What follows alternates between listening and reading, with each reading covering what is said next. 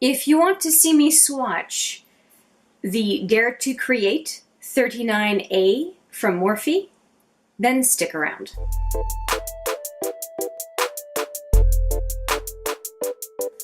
All right, I have some big plans for this bad boy.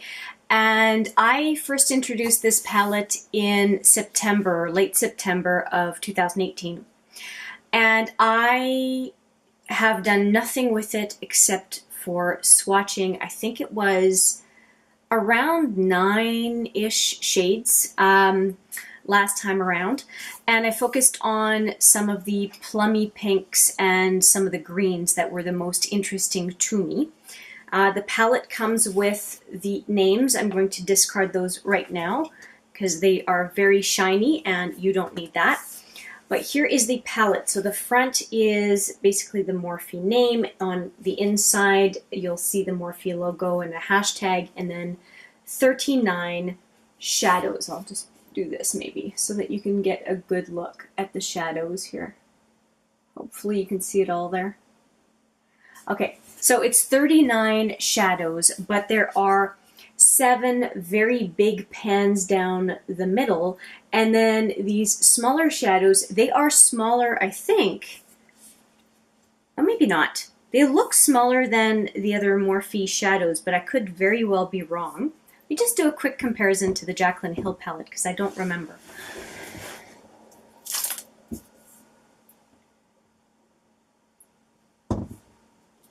No, they're the same size. I think it's just because the big pans make them look so small. But yeah, they are the same size. So 39 shades in total, and a mix of mattes and shimmers, which I appreciate. And what really got me for this palette was the fact that the blues were quite striking and the greens as well, which is probably why I swatched those the last time.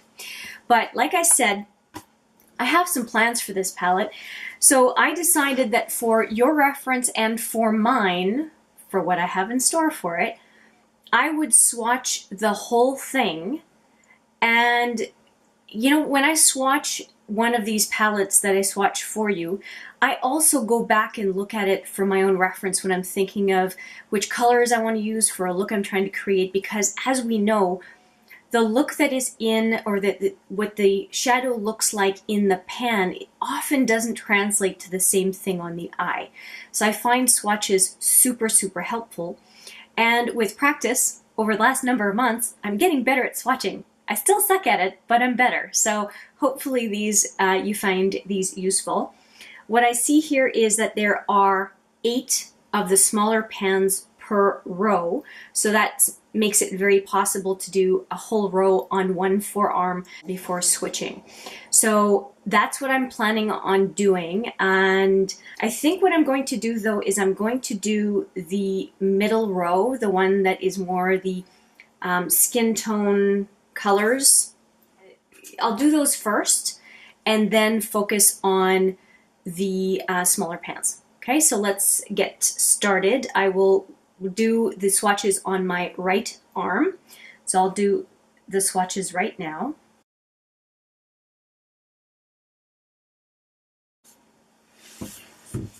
They're all mattes, not surprising.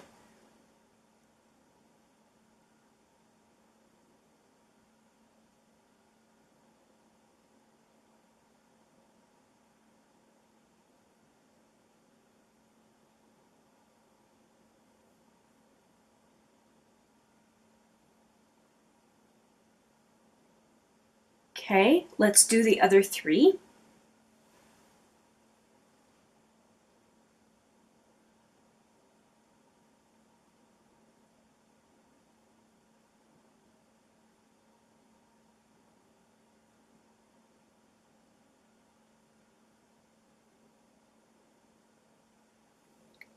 There we go, that's the first pass. They're not bad mattes. I don't think they're bad mattes. I'm going to redo the swatches with a second pass, and then we'll take a look at those 7 with full intensity. Be right back. Okay, here they are at full intensity.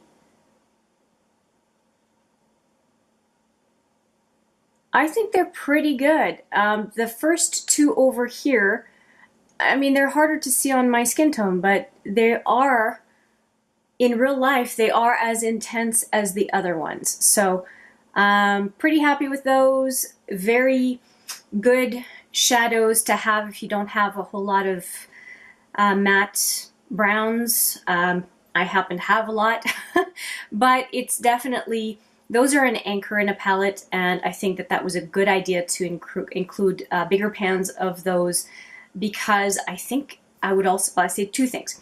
I think some of them can be used for the face. It's powder's powder. And then the other one is that when you have the one or two that are really go well with your skin tone, you're probably going to go through them as you use these colors as a base to build other colors on top. So not unhappy with these. So let's now go to the first row of 8 pans and swatch those. Okay, I'm back. I did wipe down my arm, and I should have done a wipe test for you at a la Jen Loves Reviews, because holy cow, I had to use soap to get the swatches off my arm. So they had quite a bit of staying power. That's great. Okay, so let's get into swatching the first row. We've got a set of 4 browns, and then there are going to be some pinks and plums. So just as a reminder, I'm swatching the first row right here. Scooch forward.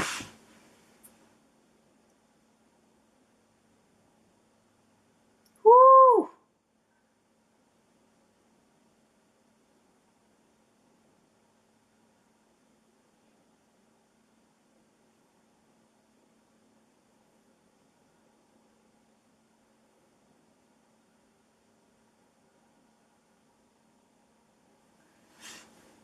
Wow, the first and the fourth one really pack a punch, don't they?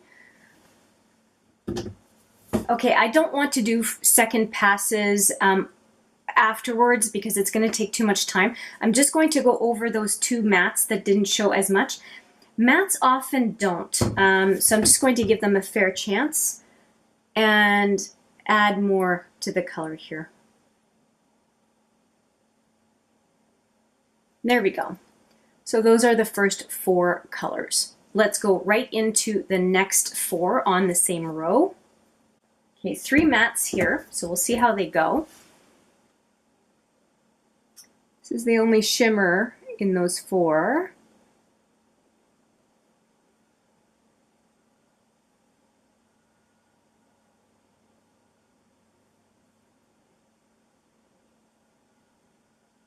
Ooh, nice.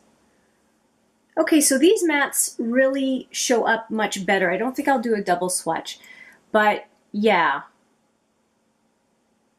This is good. I like the first row. These 2 are probably my favorite, followed by this one. Shouldn't be surprising because I had swatched this one the first time around. Okay, let's do, just for fun, let's do a wipe test because I was so impressed with those big pans in the middle. Let's just see how these do. So I've got just a dry side of a towel here, and let's just do a swipe test. See what I mean? They have so much staying power, and I went rough 4 times. Wow. Wow, so impressed. Okay, so that was the first row. Let's get ready for the second row. Be right back. Okay, so we have the first row done. Let's take a look at the second row now. Just as a refresher, we've got second row right here. You'll see 4 brown mattes, and then going into more of the orangey, I guess, what would that, coral. Yeah, coral, the color of the year. So let's see how these go. Now, if these are a little bit chalky mattes, I will do a second pass on them right away, so I'm not wasting your time. Oh, wow, these really show a lot. They're really creamy, by the way, as I do a very weird swatch. Yeah, they're really nice. I am partial to this one, I have to say, but pardon my lousy swatching.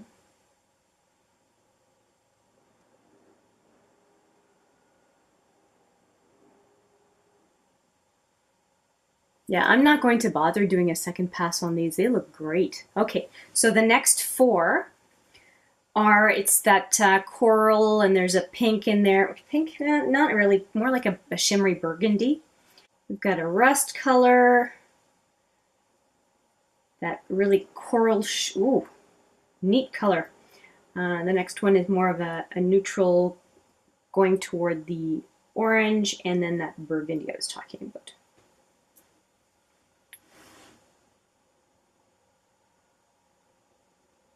That's a nice color right there. Oh, love this one. It's so good. Nice. Kind of pulling to the orange as I said before. And that, oh my goodness. This one feels so slick. This last one. Super.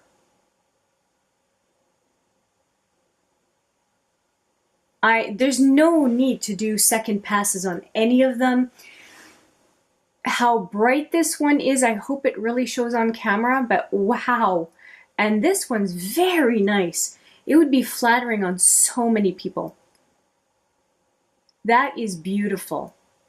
Okay, so that is row number 2. Row number 3 is technically those 7 pans that I swatched at the beginning. And we're just going to hop right over those and go into the 3rd row, but I'm going to do that wipe test now on that 2nd row. I think that's a good thing to do, so hang on.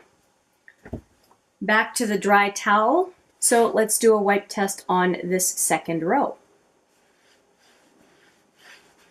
I am rubbing hard, folks. I really am. Holy cow. Look at this. That's impressive. I mean, you'd have to rub your eye a lot harder than would be normal to have that kind of wear. So I'm impressed with how much they stayed. I mean, look at the pigmentation still on here. Wow. Okay, so that's row number 2, going into row number 3.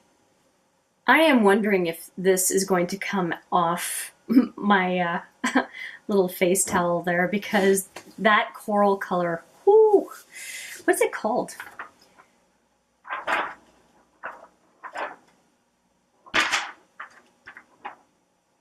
Huh, it's called Snatched.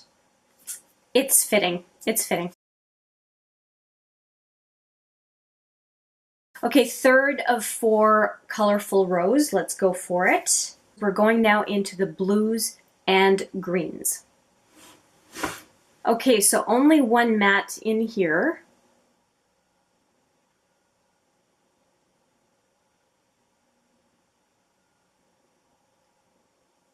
This one feels very smooth. Oh, look at that blue, hey?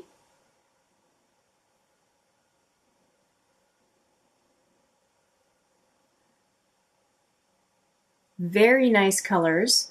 I'm only going to re-swatch the 2nd color because it's a matte. And it shows up very dark in the pan. So I want to make sure you see the intensity of it. And as I said before, mattes are really tough to swatch on the first go.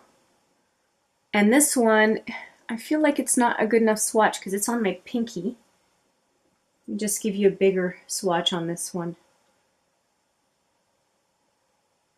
Just so you can see as much as on the other ones, or nearly as much.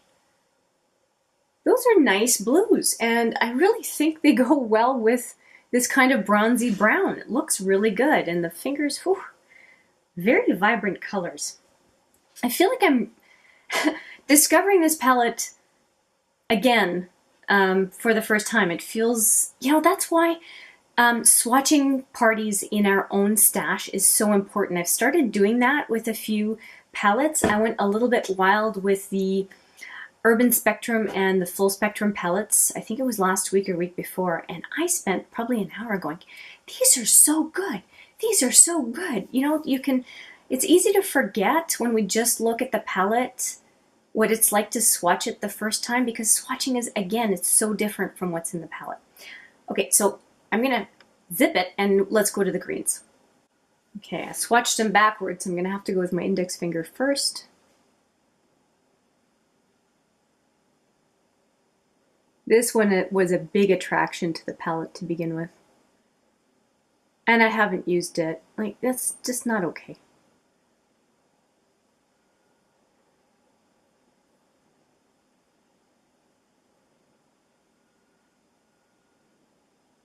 I always swatch poorly with the pinky. Always.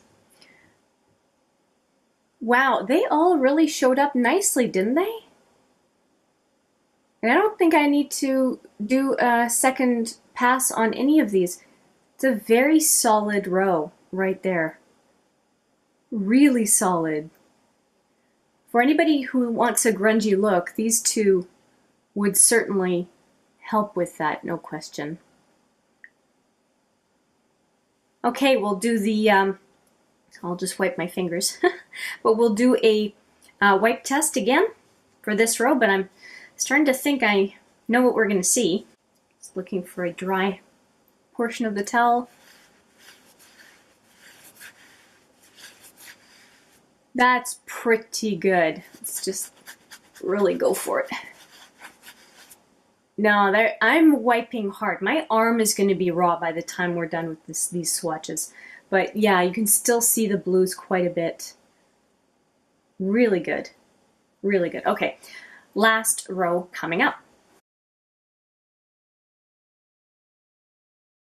Okay, we are ready to do the last row of swatching. My arm is getting raw. But we're good to, and you know, my arm, I guess it's very clean, and I won't say tacky with it because it's freshly cleaned. I wonder if possibly the swatches are adhering a bit better on the arm than the first round. That could be, but anyway, let's just keep going. We've got 8 more swatches, the last row. I'll just show you again the last row. And let's see, I'm very curious about the black. I never touched the black. And since my Linda Halbari brand new focus, I am not intimidated by blacks anymore. I'm so pleased, because it is really the color that helps you deepen any eyeshadow. So just like I like to use bases to change an eyeshadow, I just need to get comfortable with using black. I always just worry that I'm going to mess up an eye look. Anyway, I digress. Let's swatch these. I might as well show you the fingers. Okay.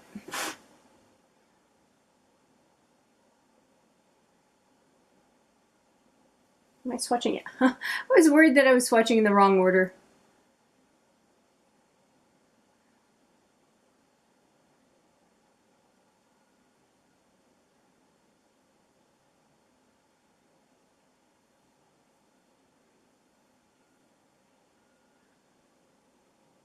Okay, so we have a couple that look like duochrome situations here. Are they? It's really hard for me to tell here. Maybe not, but they have that effect on camera where the green looks like it has almost a brown halo around it. And just going to see if I can give you a bigger swatch on this one. Yeah, there we go. I think those 4 are pretty solid, don't you?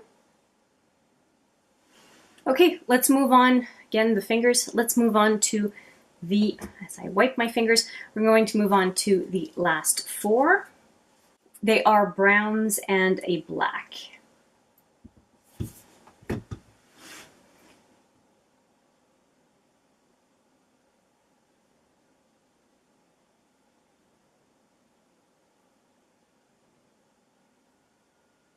This one feels very intense on the finger.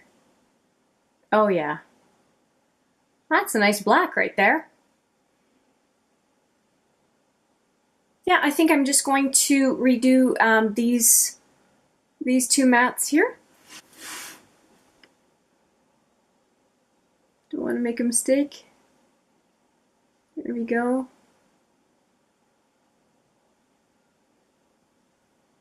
Okay, so that is the last row. I definitely like these two.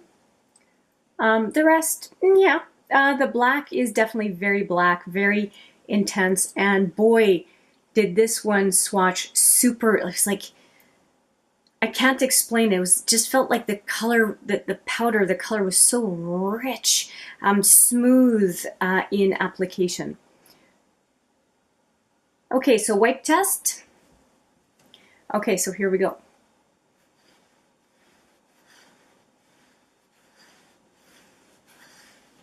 So the blue, that blue disappeared almost immediately, but the browns held their own. The black, well, I mean, these two are so pigmented, but they swiped away faster than I thought, given the color.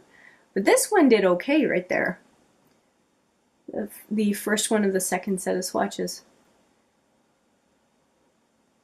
Okay, I'm just going to clean up a little bit, and let's talk about the swatches. Okay, I am back. Just a PSA on that last row. It has staining power. These four took a heck of a lot of work with soap and water and rubbing, and it was really hard to get off, and my arm is still showing a little bit of a shadow of those swatches, so that is hardcore. Anyway, I'm going to show you the palette one more time. And I just want to give some thoughts on the quality of the shadows. So Morphe gets a bad rap. And it was my focus on Jaclyn Hill, the first palette in her packaging that she did with Morphe. I'm not talking about the one where she picked the shades, but this is the one where she worked on the creation and the palette. I will link my video right here of that brand new focus. The brand new focus, how was it? So you can see what I thought of the palette and whatnot. So actually I'll link the two. I think you can see the beginning and after, because it's worth it as a reference, at least as links if you want to see them. I wasn't sure about Morphe, but Jaclyn Hill palette had been receiving so many good reviews, and I thought, this is Morphe shadows. So once I had that experience with the brand new focus on Jaclyn Hill, I went and got this one, and I also got the Boss Mood and also the 35B and the 35M. So I've got 4 Morphe palettes.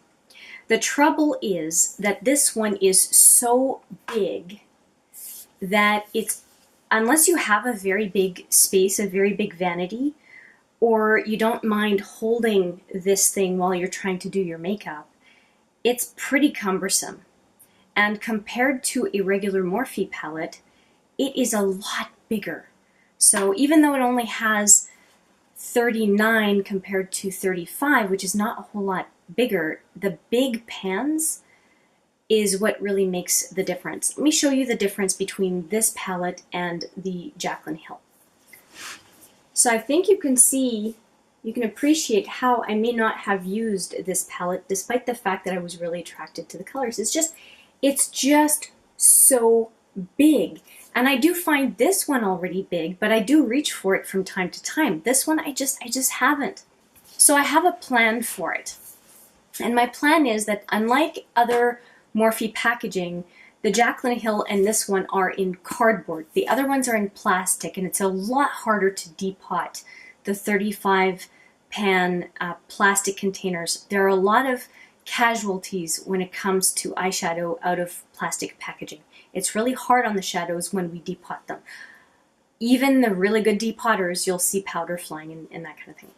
But when you have a cardboard packaging like this, it is relatively easy to depot these without damaging the eyeshadows. Now I've got some powder here and there because I was swatching, but there shouldn't really be all that much kick up because you save the shadows. The shadows is what you bought the palette for, and you destroy the palette. So that is what I intend to do with this palette. So I am going to treat the 32 shadows that are the smaller pans or the regular Morphe pans as singles. And I have a project, a year-long project that I have in mind for those singles. So the next time you see this 39A in one of my videos, I will be tearing it apart. Similar to how I tore apart a couple of other palettes not that long ago, the Benefit Cheekathon, and most recently the Mint Edition by Lorac, or Lorac. I can never remember how to say it, or I hear it different ways. Anyway, I will put a picture of that destruction of the Mint Edition, just so you can get a feel for what's going to happen to this guy. Anyway, watch for an upcoming video on that. It should not take too long, and I thank you for your time. I hope you enjoyed the swatches, and I look forward to seeing you in the next video. But for now, take care.